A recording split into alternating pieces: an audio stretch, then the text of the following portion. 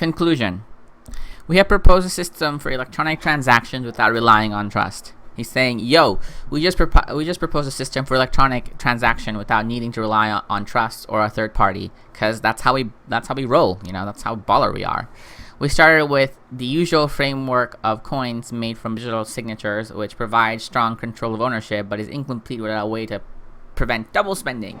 So he's saying, look, we started with the partial known solution in cryptography where digital signatures are chained together as coins.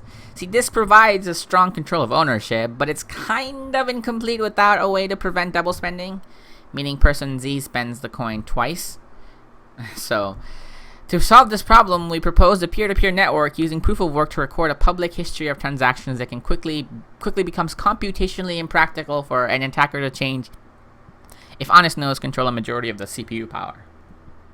So he's saying, look guys, to solve this problem without going through a central party, we propose a peer-to-peer network that uses proof of work, the locking mechanism, right, to record and lock in place a public history of all transactions that become basically computationally impractical / infeasible for someone to change if the majority of the computers or computer power in the network is controlled by honest nodes / honest computers.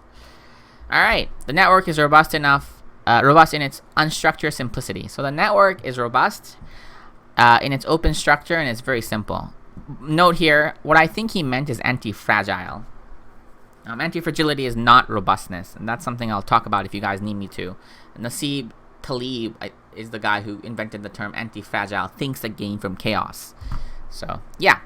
Nodes work all at once with little coordination. So all the computers in the network, which are called nodes, work with little coordination. Like, they don't need to have somebody double, triple, quadruple manage them. They just follow the rules and everything just kind of works like magic, because it is magic. Like, any sufficiently high enough technology is magic. Okay, or looks like magic. It was Arthur C. Clarke that said that, something like that. Okay, they do not need to be identified since messages are not routed to any particular place and only need to be delivered on best effort basis. See, the computer doesn't really need to be identified, and the owner of the computer doesn't really need to be identified since the messages are not routed to any particular place.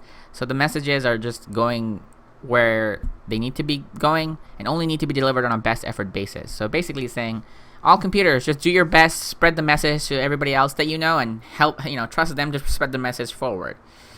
The message being the block, obviously. Nodes can leave and rejoin the network at will, accepting the proof of work chain as proof of what happened while they were gone. So computers can come and join the network at will, so you don't have to stay in it. You can come and go. But when you come back, you can accept the proof of work chain, the longest one, as what happened when you were away. There's a motorcycle outside. Alright, cool. They vote with their CPU power, expressing their acceptance of valid blocks by working on extending them and rejecting invalid blocks by refusing to work on them. So computers vote with their CPU power, with their CPU brain, alright?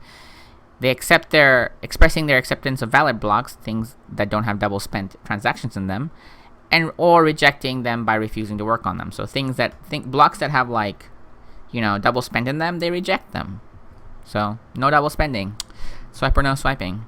Any needed rules and incentives can be enforced with this consensus mechanism. So, any needed rules and incentives can be enforced with this consensus mechanism.